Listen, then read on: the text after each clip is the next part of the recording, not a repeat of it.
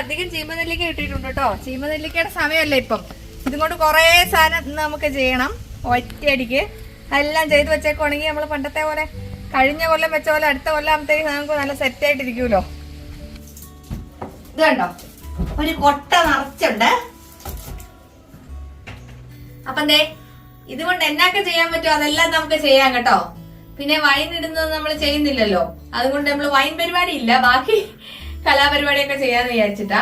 അപ്പൊ ഇതുകൊണ്ട് ശരിക്കും നമുക്ക് ചമ്മന്തി അരയ്ക്കാം. അടിപൊളിയായിട്ട് മാങ്ങാ ചമ്മന്തി അരയ്ക്കും പോലെ ചമ്മന്തി അരയ്ക്കാം.